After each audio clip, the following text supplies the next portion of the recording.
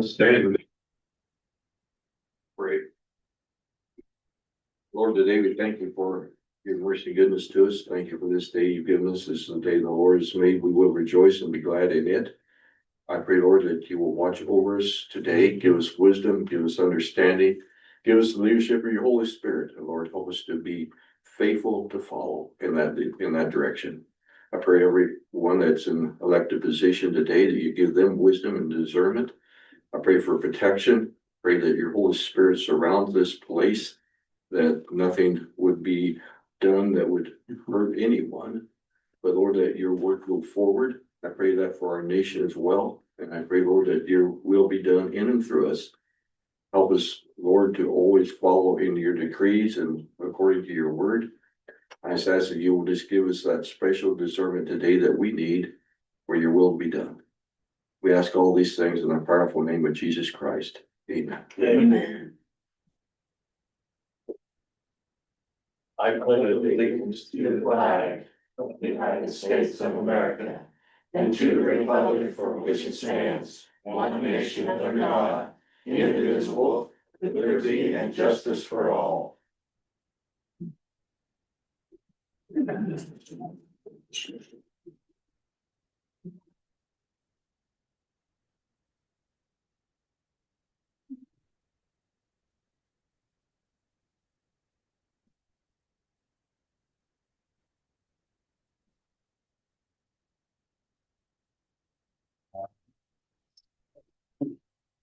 Got a minute and a half or 9 o'clock. 30 seconds. Tell us a joke. Don't have a dad joke? No big movie. No. Come on, that'll eat up a good minute.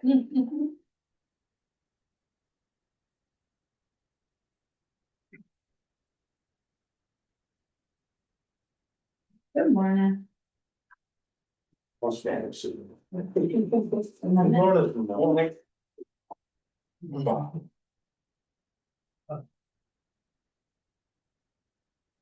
Yeah, cherries with orange.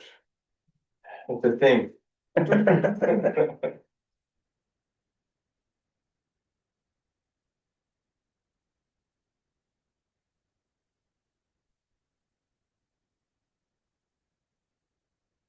Rose.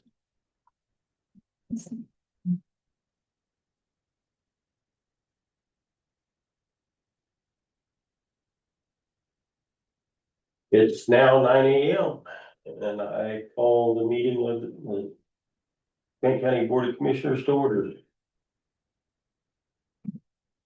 First item of business, minutes.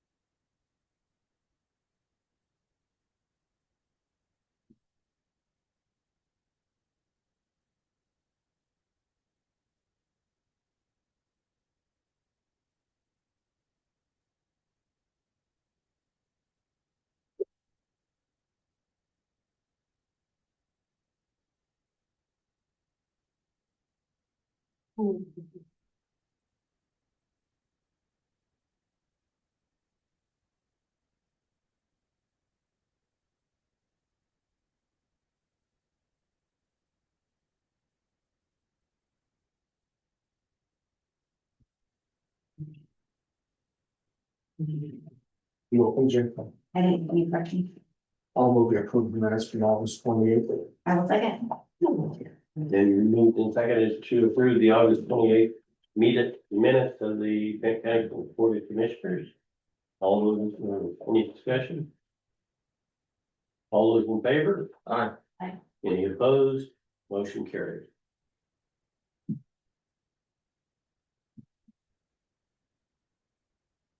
Bills and payroll.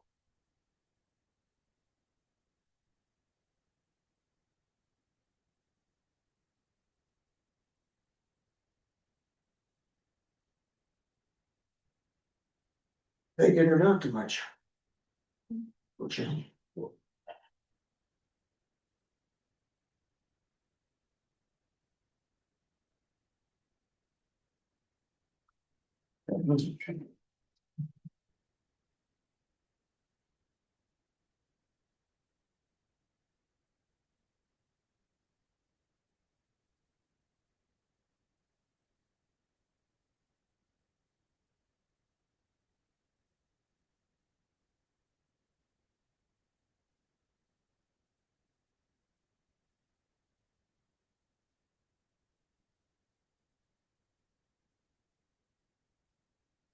Any discussion on bills and payroll? I would move that we approve the bill run for and the payroll. Second. Been moved, second, approve the bills and payroll. All those in, or any further discussion? All those in favor? Aye. Any opposed? Motion carried.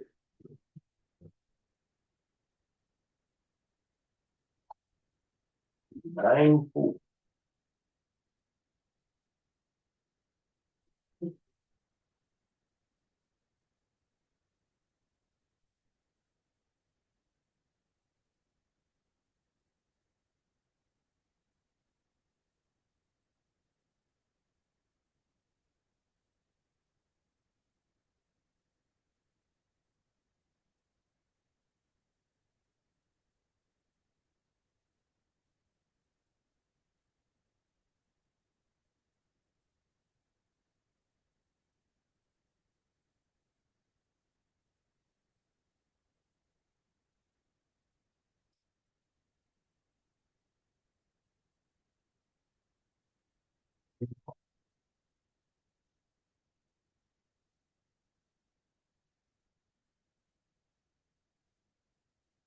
BSO report. So I wanted to do all electronic now, so that's what the form looks like on the computer screen. All right, Basically, it just asks for the name and email of who's doing it, their hours. So,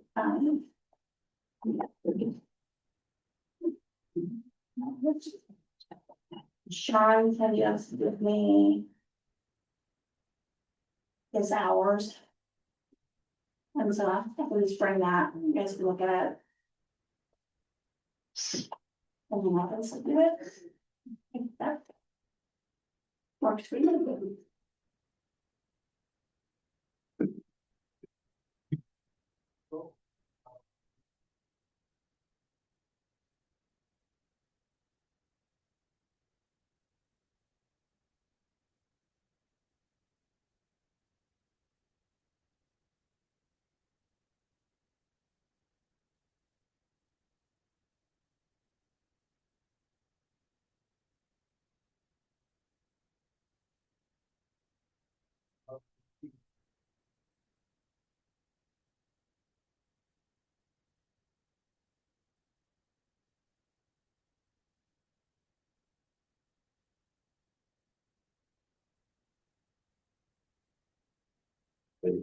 you're gonna still fill out the form? Yeah, I'll still offer the form, but I'll just bring that, you can look at it and I'll say you approve it and then Okay. go on to it.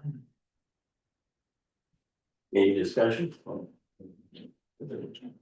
would move that we approve the DSO report. Second.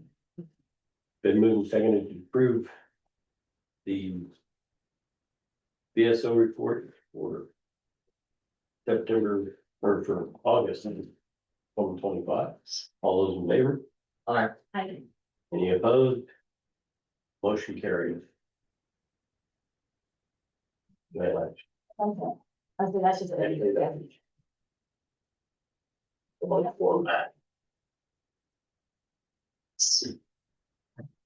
Okay.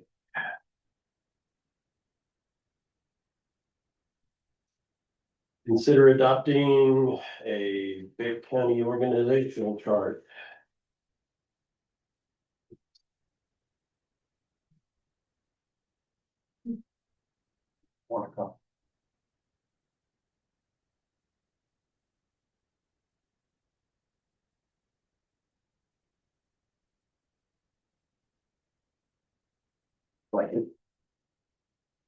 Any discussion?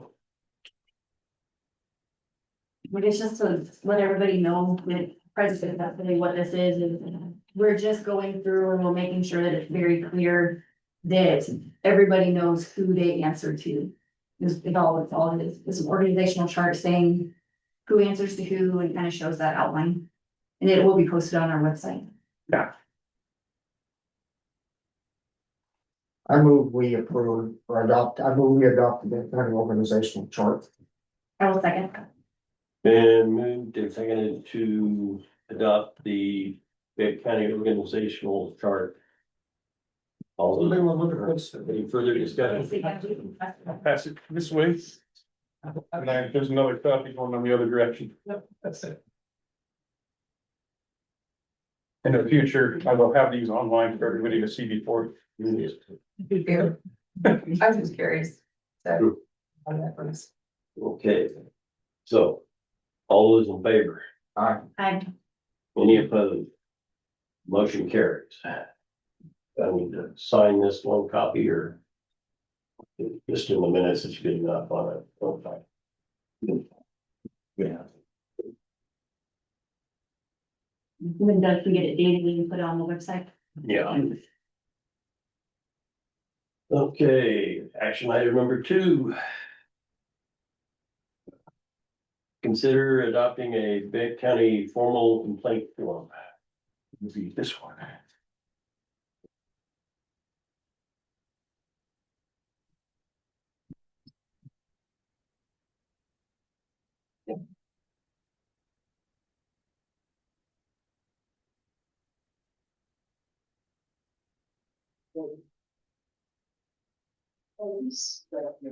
Once again, this is just a kind of a house cleaning item. We're trying to get organized here. It's something that needed to be done quite a while ago, so taking care of it today. And we'll pass it around if someone wants to look at Does it. anybody want it? And this will be downloaded too off of the website. Yes, that's absolutely gonna be on the website. That was the main purpose of it, so if there's an avenue for an official complaint. I would move that we adopt the Benton County formal complaint form. I can see a second. Even moved and seconded to adopt the Benton County formal complaint form. Any further discussion? All those in favor? Aye. Any opposed? Motion carried.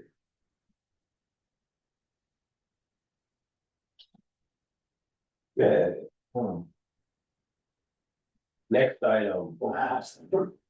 Consider adopting a Benton County agenda item request form.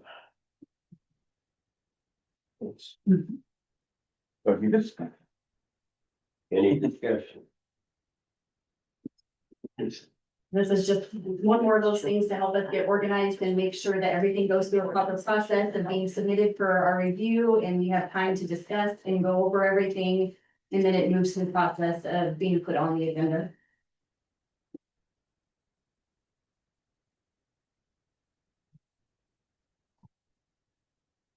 Any further discussion? I move we adopt the Benton County agenda item request form. I'll second.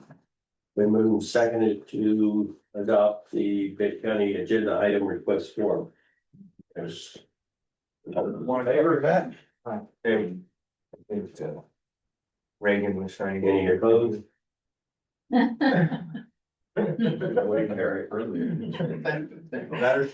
don't know how to raise my hand, guys. I'm sorry. It's on What- the action at the bottom. It's not on mine. I don't know.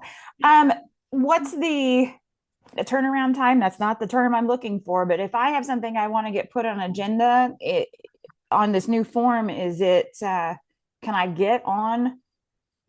How quickly could I get in on an agenda after filling out this form? So for most things, it will be like a 2-week process to get on the agenda. That way we have plenty of time to go through the review and make sure that our attorney can review the legality of everything.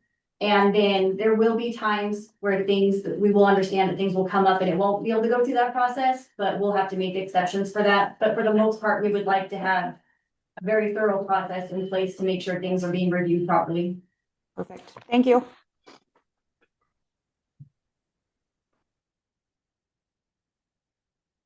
Okay. Moving on to Consider adopting a Fayette County document approval process. This one.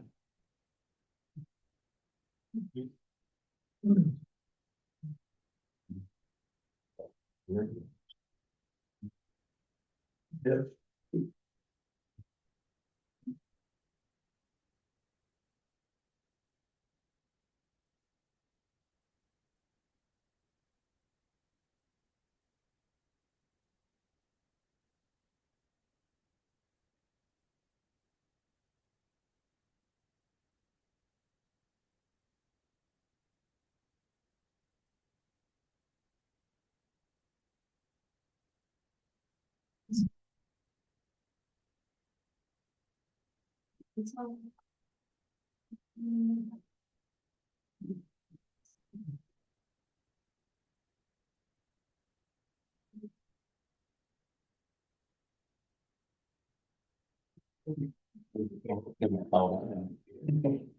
There's too much attention right there, you know? I would move that we adopt the Fayette County document for approval process for the agenda. Second. Been moved and seconded to adopt the Board of County Commissioners document approval process for vacant for commissioner and board meetings. Any further discussion? Do I have a motion? I'm gonna adopt that county document approval process. I'll second. Any further discussion? Been moved and seconded to adopt the Board of County Commissioners document approval process for commissioner board meetings. All those in favor? Aye. Any opposed? Motion carried.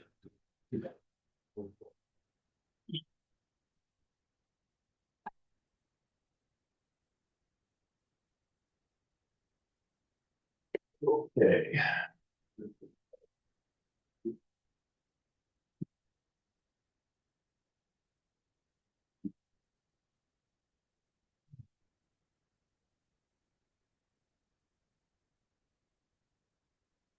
We are now ready for a discussion regarding the inclusion of single point entry to the underfunded courthouse grant.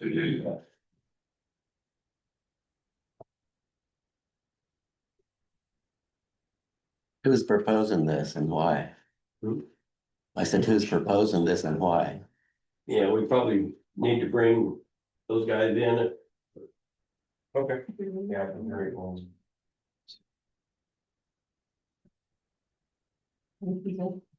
Sorry. Yeah, absolutely.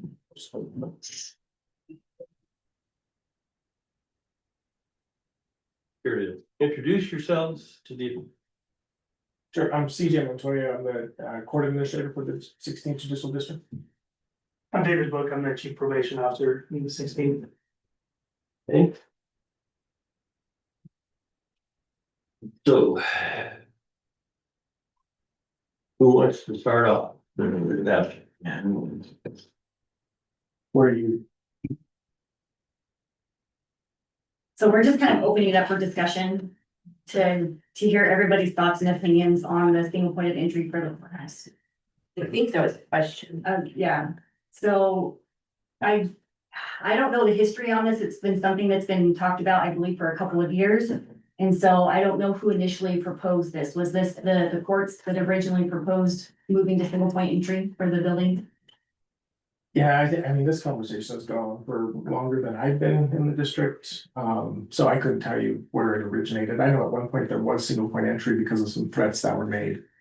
And then it was installed and then taken away. And I think there were varying opinions about that, but as far as when the initial conversations began, it was prior to my time, so. You know. We're happy to answer any questions. I mean, I don't know. Maybe ask questions to the board.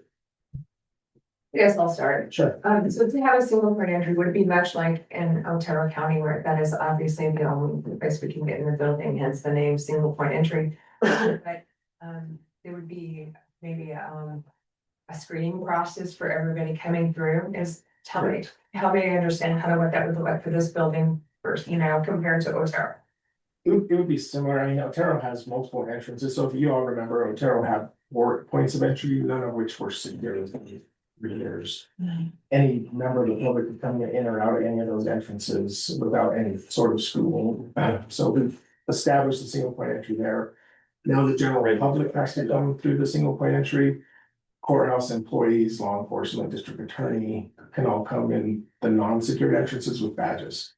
And so there's 2 entry points now that are unsecure, and that's also where courthouse employees who do want to carry a weapon and have permission from the county to do so can bring it through the non-secure entry points. But the general public goes through one entrance. So not, I mean, apples to apples, oranges to oranges, whatever. I don't know that it would be exactly similar to compare cost of this, but do you have an idea of what that cost Otero County to implement that?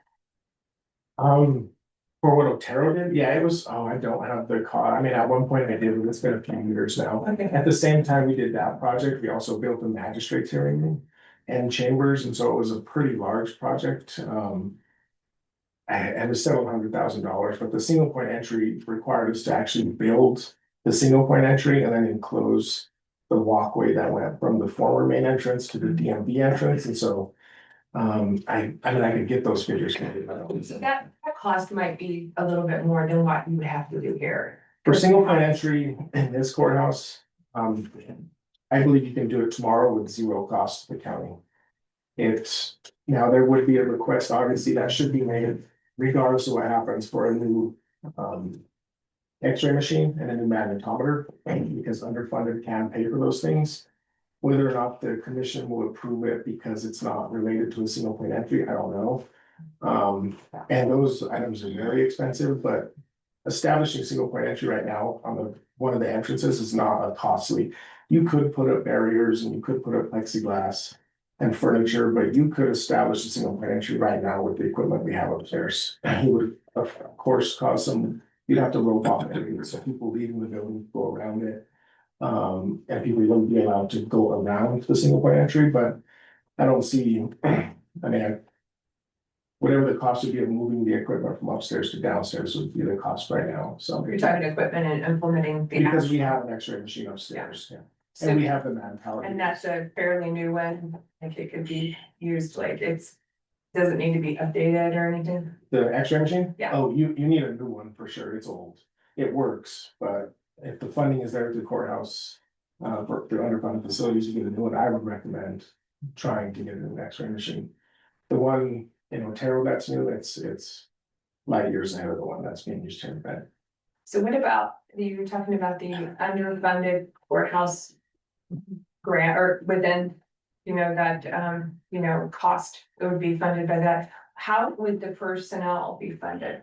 That would be sitting there, because I know the sheriff's office does that in Otero, or I think they do.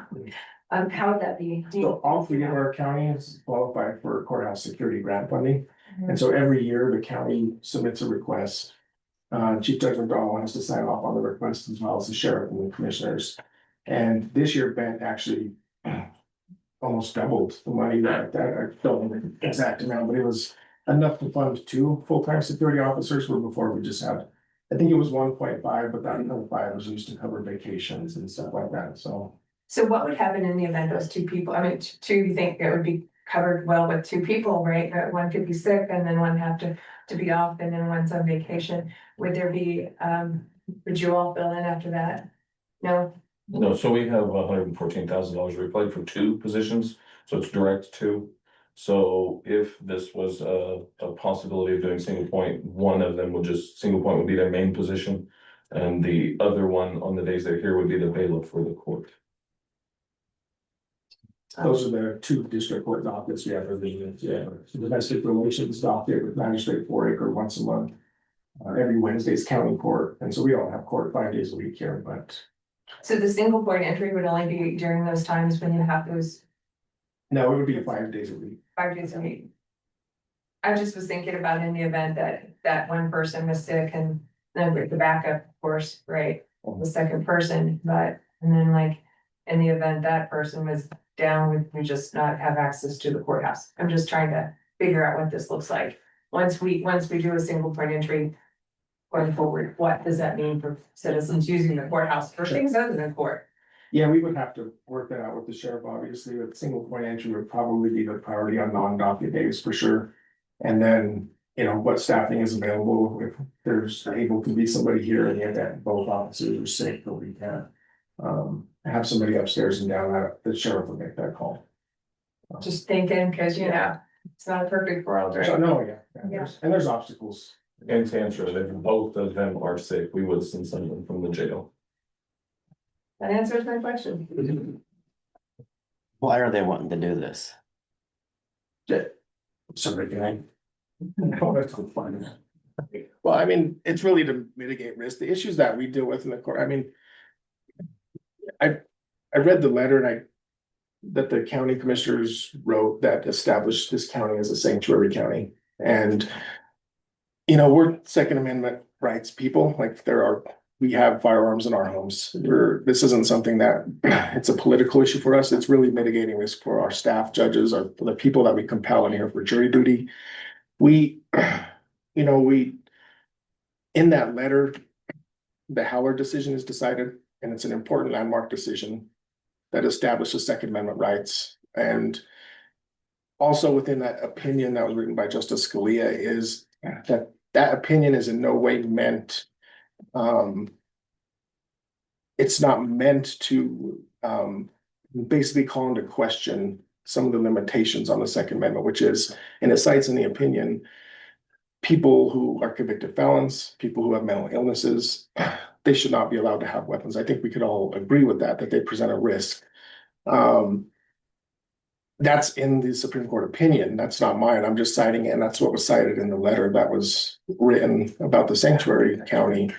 So, and also in that, it also says that it's also not meant to call into question laws that prohibit guns in what are considered sensitive areas like schools and government buildings. And so that's all we're asking is, it's not, we have a probation officer who works full-time upstairs, who's meeting with people who have violent criminal histories. They walk into his office. Sometimes it's a conversation that involves taking that person into custody, imposing sanctions on that person. And there is nothing right now preventing that individual from pulling out a firearm and ending that probation officer's life. Our clerks have experienced people who are upset with them tried to enter the door to go around into the clerk's office. They deserve to be able to come to this building where difficult issues are resolved every day, some not resolved. I mean, this idea that we can identify who the potential risks are, even just because they have a criminal case by their name, is wrong. Most of our most volatile situations and the potential for violence comes from cases, domestic relations cases, where a party in a domestic relations case just found out he or she's not going to get to see their kids as much. They're going to have to pay X amount of dollars in maintenance or child support. Those individuals are not acting at their best when they receive that information. And we have to deal with them all the time. And it creates a situation where there is nothing preventing that person. And we're not asking to nerf the world. We realize that if somebody's going to hurt somebody, they can do it at the gas station. They can do it anywhere in town. But when we're compelling people to come in here to resolve these matters, it sets up a situation where, we have families who are the victims of crimes. Their families are showing up and walking through this building with the families of defendants who have committed the crimes.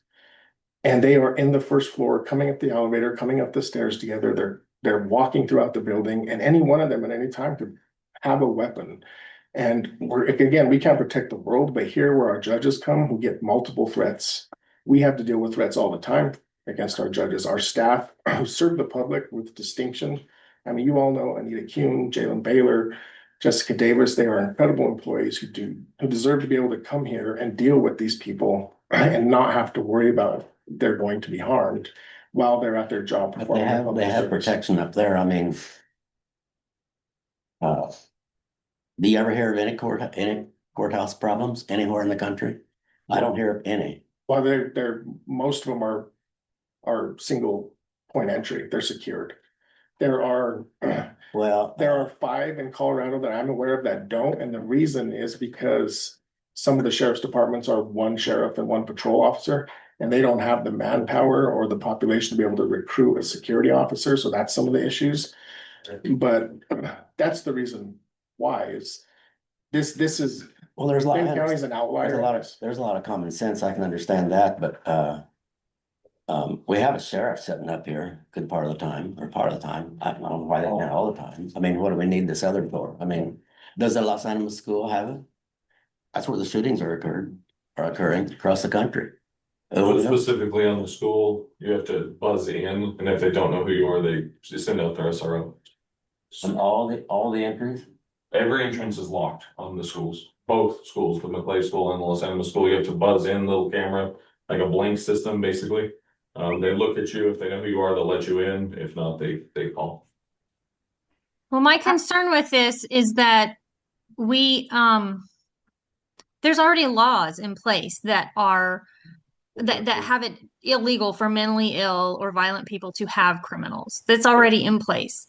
If somebody is intent on breaking the law and being violent, they're going to.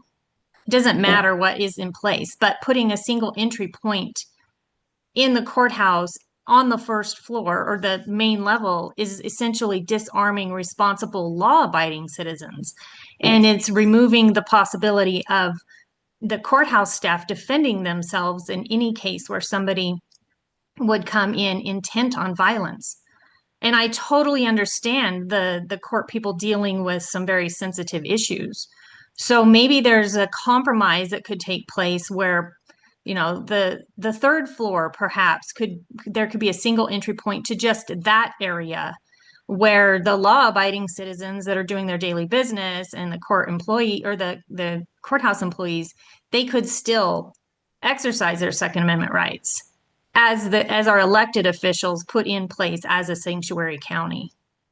So, you know, I understand your concern, but when you disarm everybody, it's just creating a situation where then nobody is safe because the violent criminals are going to come in and do what they're going to do, regardless of what the laws say, regardless if there's one door to come in or not, they'll do what they're going to do. I do have to say that I'm at the courthouse almost every week as a citizen, and the sheriff's officer representative sitting at the desk has never asked me who I am, what I'm doing there. They've never even really looked at me except to when I engage them to use their trash can. So, I mean, we are leaving ourselves wide open for if somebody comes in and has a disgruntled, property assessment, they could go into Guy's office and cause mayhem. Is that person even armed who sits at the door? Yeah. Question here. I have a couple questions, actually. So if I understood him correctly, at the Otero County, the personnel at the courthouse, they can carry if they so choose. They'll go in so to me, I see that as a segregation between the good, upright, standing citizens that are doing their daily business, as she just said. Why are we segregated against, and why can we not? And again, it kind of disarms the courthouse. The other thing is if I were a judge and I was concerned about this, I know this might sound kind of silly, but I'm kind of wondering where the tunnel is. We hear about these tunnels. Where's the tunnel that once he leaves this building? I mean, why would he not become a target then? Why are we setting this building aside when he goes out that door? So where's the tunnel? I know it sounds crazy, but I mean, it's a legitimate question. Well, it's just like he said a while ago. 2 people or 2 groups of families can come in the courthouse at one time and one pull a gun on the other one. Are we gonna build a fence all the way around the courthouse? And you have to check in, cause they can come in together in the parking lot too, not just here. I think it needs to be upstairs only and nowhere else in the courthouse. Well, if they wanna take somebody out, they're gonna do it They're outside. They're gonna take them out. They're not gonna fool with this. So they're not. So that's why I'm saying, I mean, so we're protecting the courthouse, but once they leave the door, myself or the judge or another employee, what's gonna keep them safe? So is there a tunnel that we don't know about? I mean, you hear about the tunnels. Is there a tunnel that we don't know about that they're using? I mean, we're tax-paying, upright standing citizens with constitutional rights. And why are we being targeted and those rights being stripped for the criminals? I think it's reverse Wait. thought process. I do have a could quick speak to the question. Ontario County entrance, so. That's the law, so you can restrict weapons at an entry place that's secure where there is screening. If there's an entrance to the building where that doesn't exist, then there's a weapon could come through there. So they're really, if you read, and I don't know the exact language of the law, it only applies to single secure entry points. And so because they have those in Ontario, but they are restricted to only personnel entries because the general public has to come, that's. Well, I would make a motion then that we create a second entrance for the good upright standing citizens that choose to carry, whether it be a pocket knife or something to protect themselves. Otherwise, I believe that we're segregating against the tax-paying American citizens, which is unconstitutional. My only question is who identifies who's an upstanding citizen? Exactly. And that's the problem, and that's why, what courthouses require is that it's just the rule applies to everybody for screening. We're not asking that everybody's guns be taken away because our judges have to drive from the courthouse to home or go shopping. That is a responsibility of the individual to make sure that they're safe. We're not asking that. But in this place where people come to do business, where we are bringing in parties who are on opposite side of very difficult circumstances and situations, where, again, you have victims' families and witnesses, jurors who are compelled to come in here. They don't choose to work here. Jurors come in here because we subpoena them to come in here, or we summon them to come in here. They deserve to be safe when they walk in this building and not be caught in the fire. I understand that, but the thing of this, where are you gonna draw that line? Because at the door, at the parking lot, At the door. across the street. We've never So suggested. once we go outside, we're free game. Yeah, I never suggested the parking lot. No, but that may be next. That will be next. That will be next. I'm not aware of that existing in any courthouse. No, but I think that will be next if they get away with it. We've got problems. The wording, no, you're okay. The wording in the administrative order that the judge put down, it did include the parking lot. Judge McDonald's suggestion. But no, I'm talking about to screen. Right. Like, No, I we're never understand. gonna screen the parking lot Right. on entry to take weapons. We're That's what I'm saying. That's where it's gonna take place. It's not gonna be the building. It's not gonna be inside. It's not gonna be the building. It will be in the parking lot. That's why I'm saying, if we're concerned about leaving. So where's the tunnel that if we're concerned about this, that we can also use that tunnel? I know it sounds crazy. But it's a thing. There's no way to completely exhaust risk. Correct. This is a manner of mitigating risk to the extent that it's possible. It sounds like there's not a whole lot of ascension in securing the upper floor, where the court is located. However, in this building though, that logistically, that's difficult because of the elevator. The elevator is a second point of entry into the onto the top floor. So you have a stairway going up, and then you also have an elevator, and it's substantially difficult to control both of those sides just with the layout of the. And so in order to make it equitable for all persons, even those that have to use the elevator to go upstairs, a single point entry creates equitability for everybody. You're removing the rights of law-abiding citizens and punishing them because of the Correct. people involved in the court system. So you're equitably removing people's rights, even those who've not broken the law. I'd like to ask you guys, how many incidents have you had over the last 4 or 5 years with anybody trying to do anything? Probably one a month, approximately. Anything serious? We arrest a lot of people here. We do arrest a lot of people here. And we've had several fights. We actually had one of our deputies and a person go down the stairs. So if I may speak quickly, I would assume we would all agree that the third floor needs security. And that Third floor needs security. that I 100% agree that they need the security. Where I don't want the security station is on the third floor because of that incident where the deputy fell down the stairs. and an individual that's probably going to sue us for falling down the stairs because he wanted to fight the deputy. That's why I'd like it moved to the second floor. As I proposed before, I believe the elected officials should choose, like the ones that are here, I mean, whether they want in on the single point or not. But I do think there is potential, if the diagram wasn't written in pencil, to do that to where we can block off certain areas to just get the third floor with the deputy on the second. Not covering the clerk's office unless they want in the single point entry, not covering the treasurer's office unless they want in the single point entry. I think those are things we still need to discuss, but that's why I presented to them to invite the elected officials that this actually affects. Like my building, I have a single point entry. It's a jail. So you come in, you stand in the lobby, you wait on us to come out. So we already have that. But the single point here that affects Linda does not affect me, right?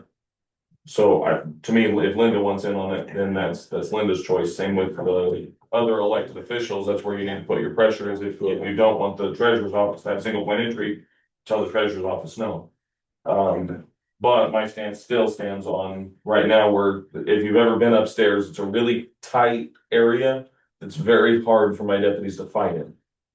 We have had those fights, and right next to that railing, if they go over it and kill an individual and get a suit or injure themselves falling down them stairs, which we had last year, I believe. Yeah. That's my stance as to why it on the second floor would be substantially safer, just to have an area to fight in. We take on the third floor and we invite the less upstanding people, all of them, to this building. That's where they go. If they deal with us or the deputies deal with them out on the street and we arrest them, we send them directly to these people every time. So that's kind of where I'm at, is the elected officials, I believe, that are down there. It should be kind of, if they want in on the single point, that's a choice to me. And then it stands on if we drew a plan that could potentially, I just don't know exactly how we would do it, to compromise to get the elevator cut off to where we could just scan people coming to the third floor, but on the second. That would be my preference, just to mitigate them horrible. Or could you close off the stairs and only use the elevator as the entry point upstairs? That's a possibility. Anyway, you'll know who comes in and out and everything else is shut off. Because the thing is, when this is a historical building, and if you make a single point, you're gonna be shutting off one of the access points that makes it historical.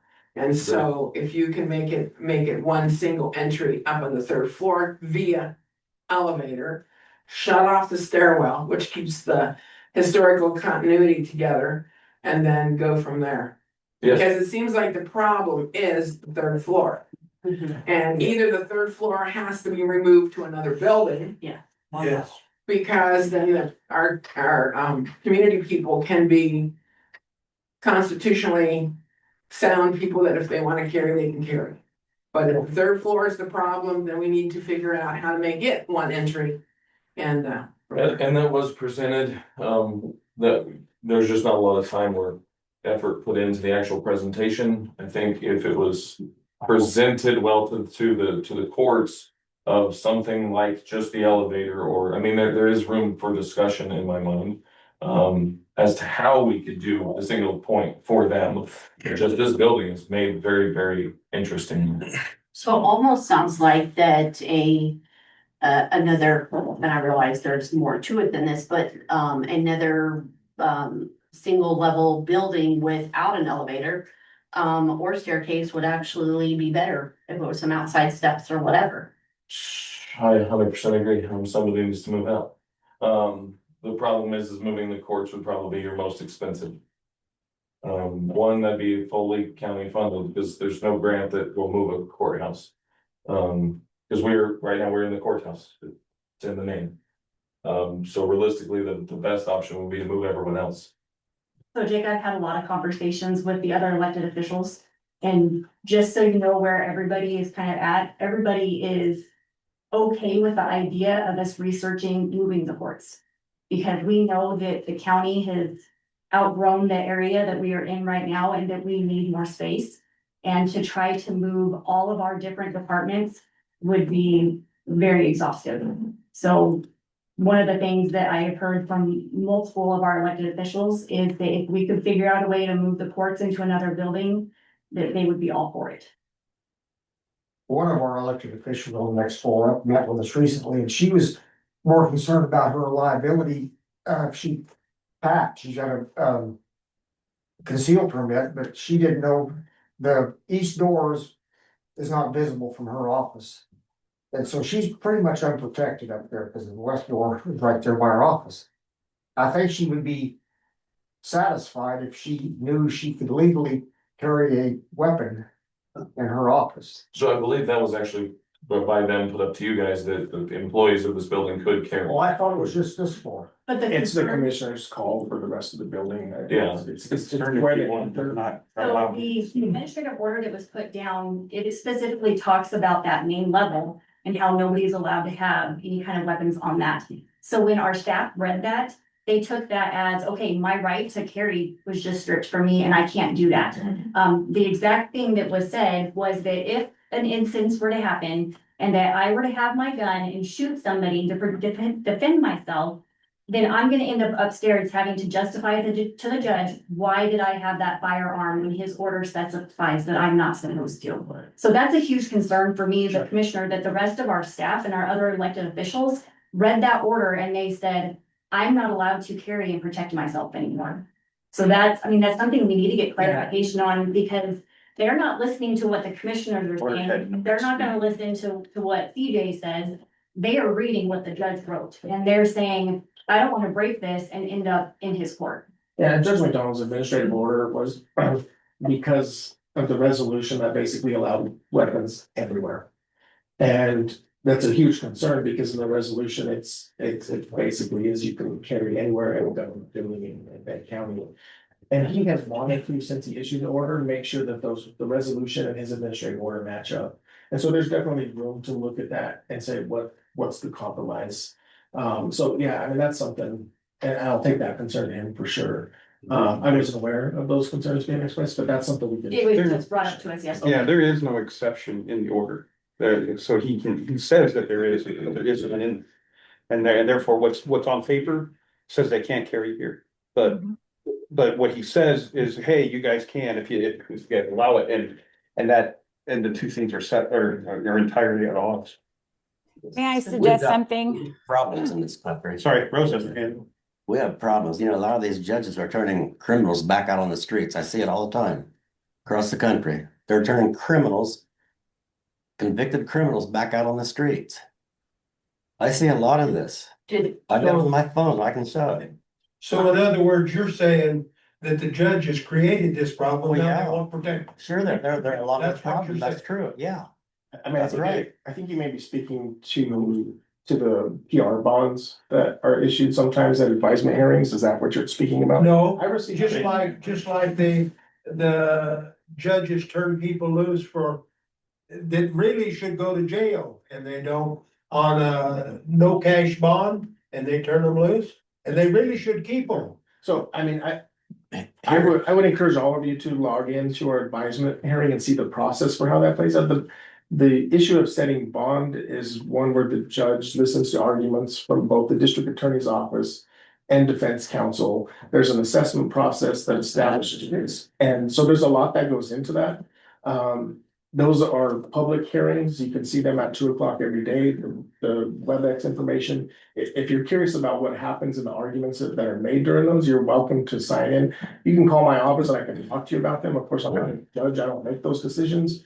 But it's not as simple as the judge is letting people do. Prime example. There's a process to this. we have, We got a couple of people online that have questions, so, Let me start with Rose. yeah. Okay, good morning, commissioners. For the public, I'm the new Prowers County attorney, and so I'm catching up a little bit on this conversation. Crowds too. And Prowers, but for today, sorry, but Ben County.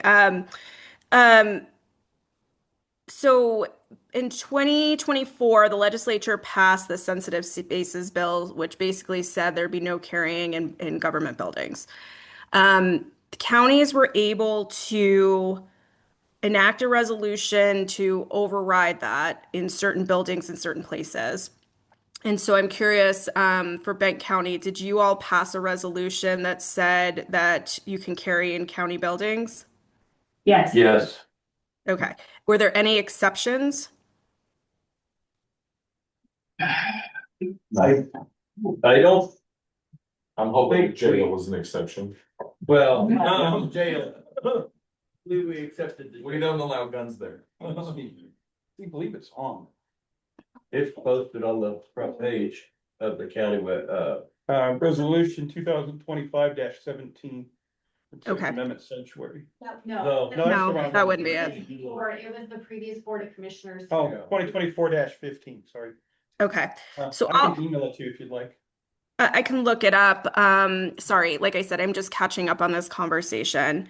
So in that resolution, you didn't exempt the courthouse. I don't. No, the courthouse wasn't exempted. And what I'm thinking, CJ was saying that it sounds like the previous Board of Commissioners did not exempt the third floor where the courts are held. And it sounds like to me that is probably the biggest issue that needs to be corrected. Yeah, the concern of Judge McDonald was not only the third floor, but both the ingress and egress. It says unless otherwise prohibited by law or a lawful order of a law enforcement officer. That is the only exemption. Okay, well, I'll take a look and give some better advice to the board after I take a look at that, to kind of maybe address some of these issues. I want to make sure we're not conflicting with anything in statute, especially as it has to do with the court. I mean, the commissioners control the courthouse, but there are supposed to be some security measures for the courts in general. So I'll take a look at that and give you some advice based on your resolution. Elections is also a place where statute requires there not be firearms within a certain amount of space by election boxes, ballot boxes, for fear of intimidation. So I'll look at your resolution and just make sure that works. The other suggestion I would make is if there are going to be continuing conversations on security, that those conversations are generally privileged conversations, and should potentially happen in executive session. So for future, I appreciate that you're taking public input. I think all of that's important. But if you wind up coming up with a security plan, generally those things are not public. So just want to caution the board on making recommendations around that. But I'm happy to when I am in town next week, visit with the board more about making sure the courts have the protection that are required by statute, but also making sure that your citizens can carry, and trying to find that balance. Thank you.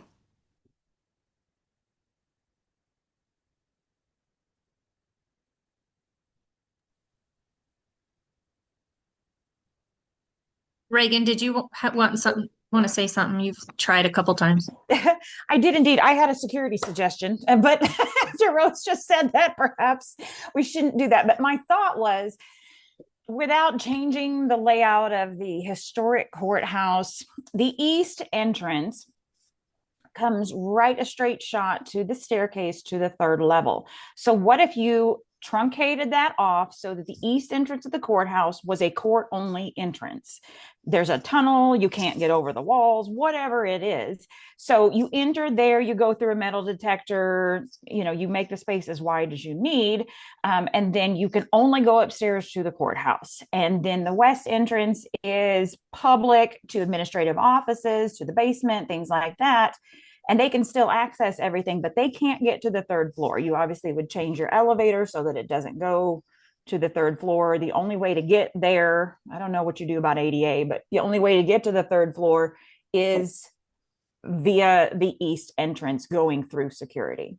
And Yes. My other question for Jake and Linda, I don't mean to put you on the spot, but there is an officer outside of Linda's office, and I kind of guess that's for security for that particular office. Could we give a history on the reasoning of that? So that's the courthouse security deputy. That's the only place they had in the courthouse where they could put him. Okay. So it has nothing to do with protecting the clerk's office specifically. So Reagan, to what you were talking about with having that whole east entrance be, for courts only, So part of the issue is it's a historical building, and so there's certain things that we can and cannot do.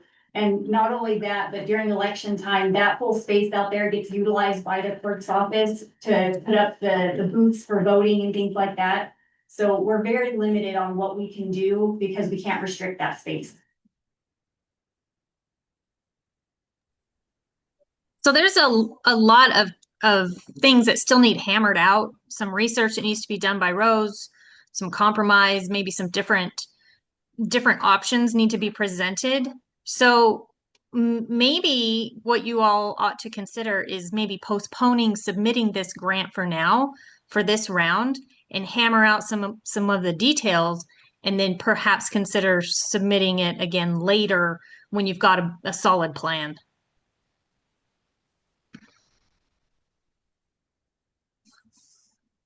And my only feedback to that is funding in that underfunded courthouse facilities fund is limited. And with the budget reductions that are happening with state government this year, we don't even know if that's gonna be there next year. So just keep that in mind. It's a reality that we're facing with the cuts there. What is being proposed in this grant? Door locks, Windows.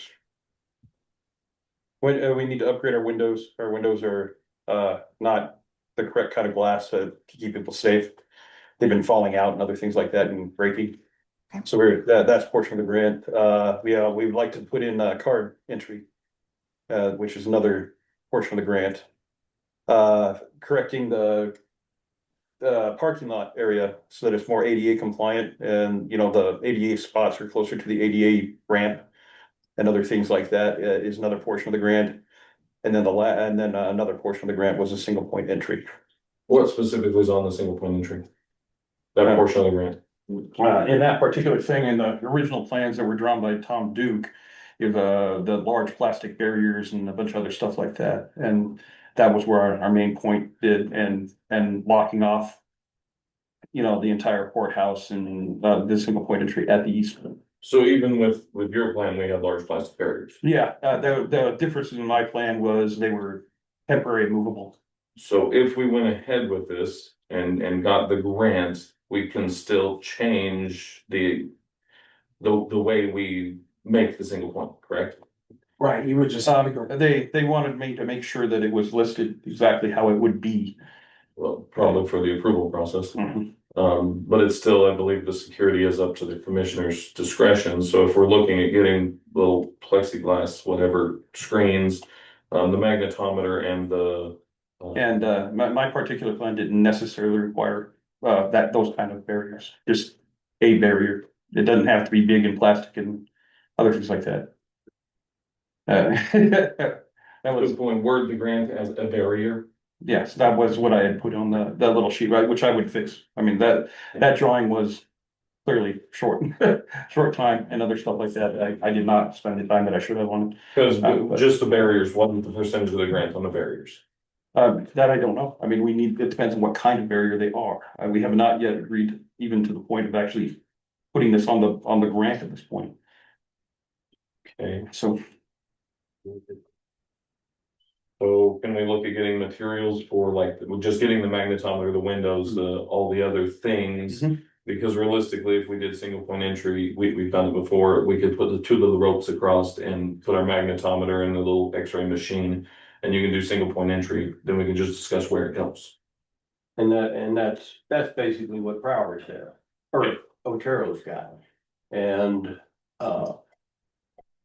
there has been talk of that we can lock out the elevator to the first floor.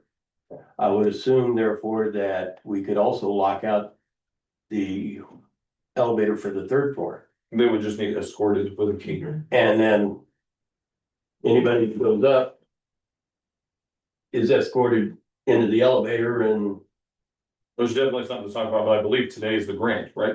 No. That's what we're gonna put on the Today grant. is the discussion. The grant has to go in by the 30th. And I've already started writing that particular thing. I got the login, I did all those stuff like that. I'm working on in that particular direction. This is just a discussion on the single point entry portion. And there has to be some serious consideration about the ADA implications for this, because the any discrimination against. You know, the disabled community is gonna have some pretty harsh backlash and consequences.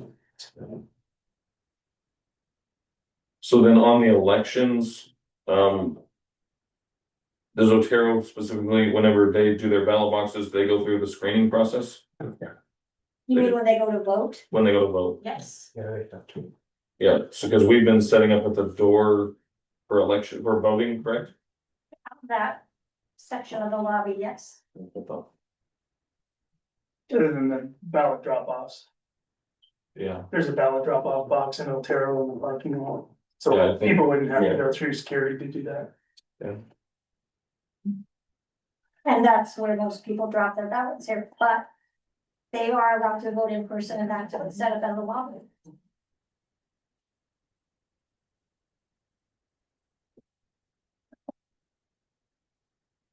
So what Alicia was saying, is there any way we can, I mean, can some of this be tabled or what? So we're not making a decision today. This isn't on here as an action item. It is just on here as a form of discussion to give the community the opportunity to come and voice their thoughts. Then I would say, as far as the voting, is there any way to set up a temporary screening to come in through the voting and stuff? Say that again? So as far as the voting, is there any way to set up a temporary as far as screening when you come in to vote? Because some of us vote in person. We've never screened before. Everything coming I in. think we just have to be here as security. Yeah. Right? Okay. Yeah. And that would be one of the things that I'm sure Rose will look into to make sure that. You guys have court and voting days? I thought the rest of us. Usually, we typically don't have dockets on Tuesdays unless there's a. First voting usually ends from So- 7 month long, so. Like this year, it's 1 week. You have 1 week before election day to vote. General election, it's 2 weeks that it's open. I guess court goes on when that's going on. Yeah, we'll have dockets. Every week we have dockets. I got one question because we've been talking about this, firearms. Does this include, I know in El Paso County, any pocket knife? Cause I lost one. Does that include Right, it would be any weapon, anyone? yeah, so just to give you. Pliers, I mean, Teeth. anything, In Ontario, rocks, right, any metal. so what happened in Ontario was there was a request. Made by one of the commissioners who was approached by citizens about allowing. You know, farmers who have their knives or whatever to come in. The problem is, you can't really carve out the law for specific groups, right? You have to. It's not one set of rules for one group and then a different set for another. And on the same day that we were having the discussion on how to implement this. An individual ran out of Judge Vihil's courtroom, who was being taken into custody, had the. Luck of running into Sheriff Mobley and Under Sheriff Wallace right outside of the courtroom. And he was taken into custody with fentanyl and a knife. And he was 15 feet from Judge Vigil, the clerk in the courtroom.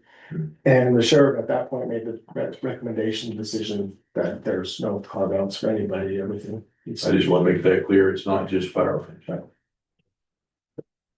How do we screen the drug? How's that enough? I mean, just a concern for a strip of firearms, how are you gonna screen for drugs? Just curious. I don't know, the x-ray machines see everything. I mean, yeah, actually, any bag that they bring in, I don't. We won't. Yeah. You know, there was a, That's kind of my point. It's not possible. I mean, we could have extreme looking all for you. That's kind of my point on the Constitution of Perry and. you know, there was a shooting, a judge was shot in Kentucky last fall in his chambers. You know who did it? It was the sheriff. Because the judge was messing with his daughter, I guess, as I understand. Yeah, I got on my phone that's the only case I knew of where a judge was shot. And we've got problems, I'll say that. And I'll just remind you, like, this idea of law-abiding citizen, like, anybody who comes into the court in a divorce case, any civil matter, they're law-abiding citizens. Those aren't criminal matters. And so there would be, I mean, even if you're only talking about people who are involved in violent crimes that have been committed, defendants in those cases. I mean, like I said, the cases that we have in domestic relations, custody matters, divorce cases, those are all law-abiding citizens. They are just going through very difficult circumstances and they push people to the limit. We see it every day. So can I ask a question, and I apologize if it's been already covered? How is what you're proposing different than what you have at the top of the, going into the courtroom? Other than the location? I don't think it is, other than those horrible stairs.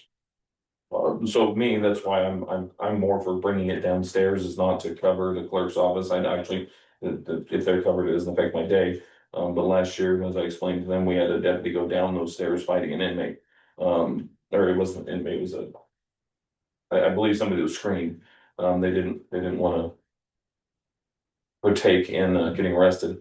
So I would like the deputies to be moved onto a safer fighting floor. So you could potentially set it up at the bottom of the stairs? Besides the elevator, yes. The elevator's the problem, but Pam brought up there may be, which we can't discuss direct security, but there may be a way we can just do the elevator. I believe there is things we need to look into, as to how to do that and just cut off the stairs. I just don't know how specifically we cut off the stairs. They're kind of central in the building.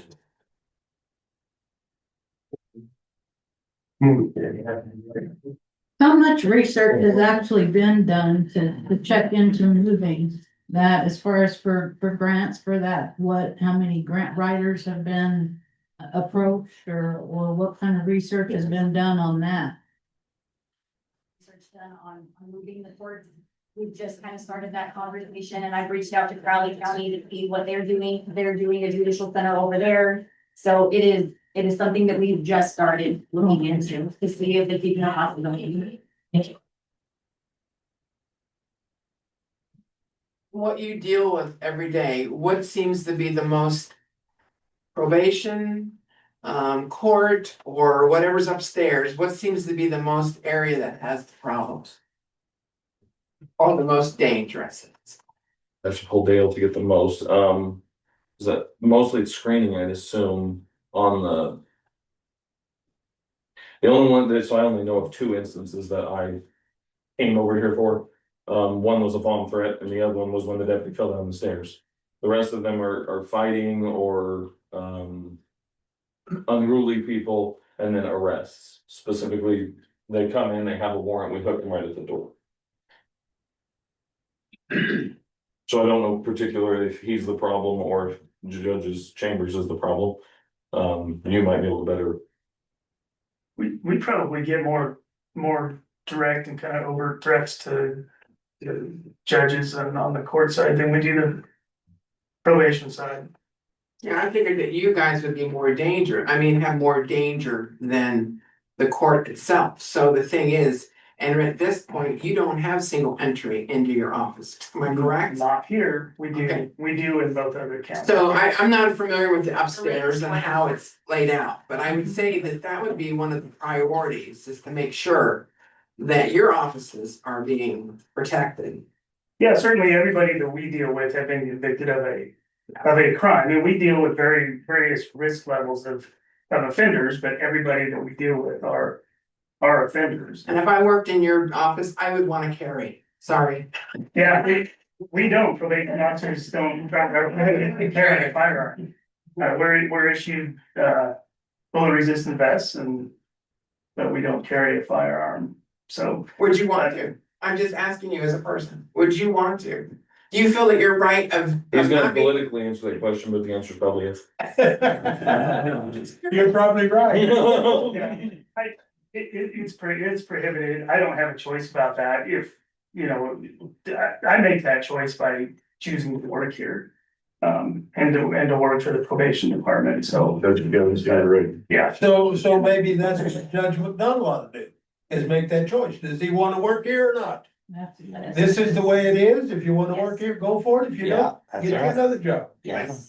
You have a bulletproof vest, what about your head? Because if somebody wants to get to jail, they can do it in the parking lot, they can do it, he lives in the country, they can do it right there by his house, plumb easy, and nobody would be around. That's right.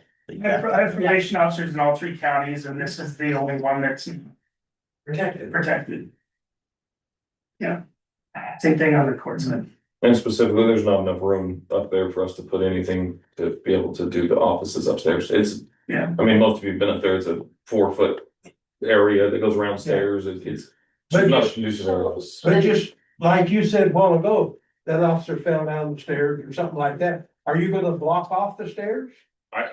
If you, because that could still happen. Oh, yes. I mean, there could be a fight without a gun. Yes, yes. And so are you gonna block off the stairs and all that? We wouldn't be standing next to the stairs. No, but I mean, you could scan him coming in the door. A single entry point way, and he could still go upstairs and get in a fight and fall down the stairs. Yeah. Yes. So what would it take to, you said something about the other administration is not opposed to researching or checking into other locations for the court? I mean, can we do something like that? Or what would it take from the citizens to maybe request that? Or, It's something we're already doing, okay, so we've already kind of started the process of researching it and seeing if it's a viable option. will that be made public to the citizens? I mean, I know that certain parts probably won't be able to, I get that. But different options, so like, you know, if it comes down to finances, August probably will. Is there any way that we can have some input on that or ideas or? Absolutely. Just asking. Yeah. We can do So that something it's just just- like this, when we have the facts and we know the information, we can open it up for community input. Okay. So at the point I got here, had I already missed, like, is there a price, did I already miss like the price tag part of the discussion? Like, what's it cost, whatever the proposal is, and how much is the grant going again? Did I miss that part of the discussion? So we haven't gotten into the point of actually filling out the grant or anything like that. There was a proposal that was done from back in 2024.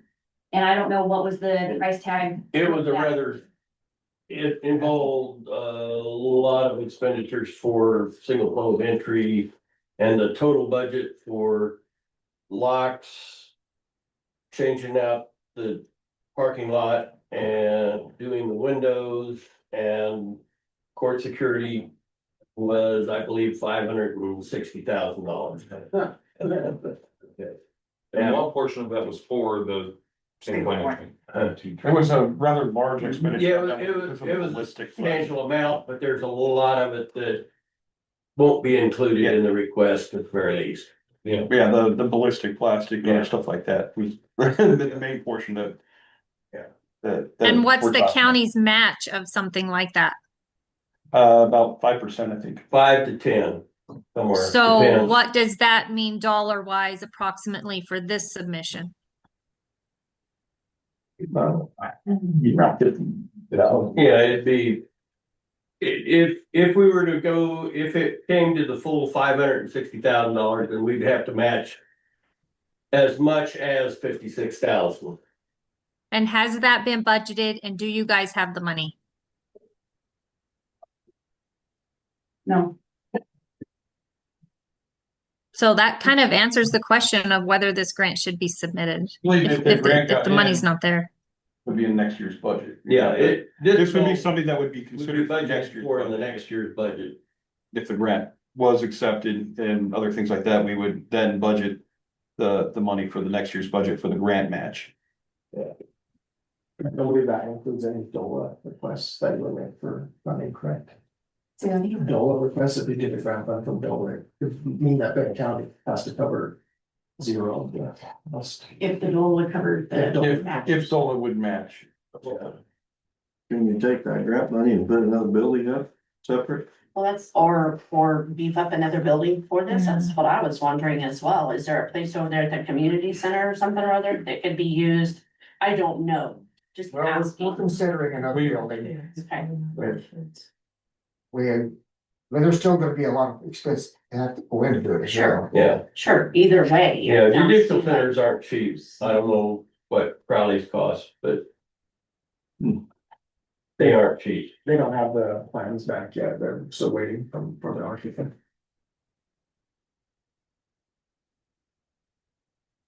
Okay, any further questions or comments? I think on one comment. This is a people's house. And it's just too bad that we've come to the point where we have to be afraid of life. A lot of problems are created. A lot of problems are created. It's right. Everywhere. Yeah, I think we've very well covered the subject and,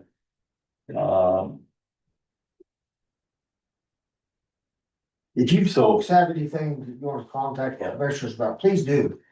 Or, you know, you can call us, come and see us, whatever, I would appreciate it. I think I know where everybody stands on this, but I'll, you know, you throw some new ideas at us if you need to. Appreciate it. And the same with me, I'm gonna draft a security plan. We had some discussions after seeing the last one that might be able to solve some of these. And if you have an idea, just call me. Then you can help me with my draft to see if we can please them and the rest of the offices here. okay, Okay. well, you're welcome to stay and Have any, I don't think we've got a whole lot left on the agenda. are you gonna serve breakfast? Sure. There you go. Thank you. All right, why we put them out there? Alan, are you gonna serve breakfast now? I wish.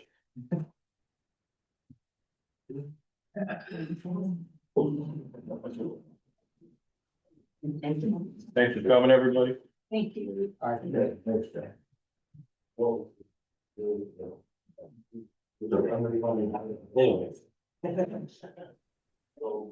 Can I say one other thing?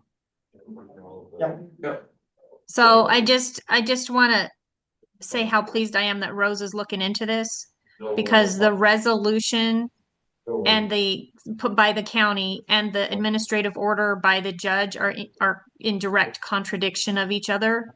So maybe her looking at it and, you know, finding some sort of compromise will be beneficial to the citizens. And Judge McDonald has not listened to any public feedback and public pushback on the matter at all, because there has been plenty over the last several months, and there has been no compromise, no discussions that I even know of. So maybe, I'm glad you're on the case, Rose. Maybe you can get some resolution here. Okay. Any other questions or comments from the attendees? I do, if you'll entertain me. The Benton County Democrat has not updated their website with their edition today. So I guess my question for Rose and Doug is there any new news on the zoning hearing hosted by the commissioners for the McClave School? It is in the Democrat. I got my thing back. It's gonna come in on the 11th. Okay. We're required to have it in for 15 days at least. That's gonna more than meet that requirement. Sure. What is the date of the hearing?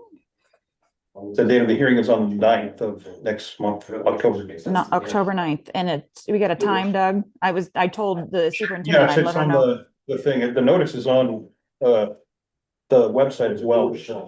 On So the Benton on the County website, yeah, Democrat? Benton County website, no, bentoncounty.net. Okay. Click on that, click on the notices, and then look at the notice, and you'll be able to see what time and all that stuff. Perfect. Okay. don't have I it was on just top of my looking head, on otherwise I'd just no, tell you're you. fine. I was just looking on the Democrat website and they haven't updated their stuff. So thank you all. I appreciate it.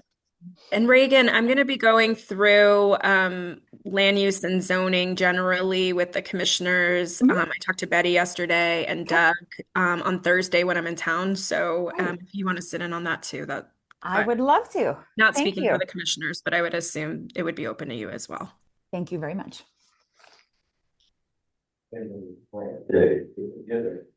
Any other comments from the attendees? Appreciate you listening to our concerns. So hearing no further comments. Motion we adjourn. Meeting adjourned.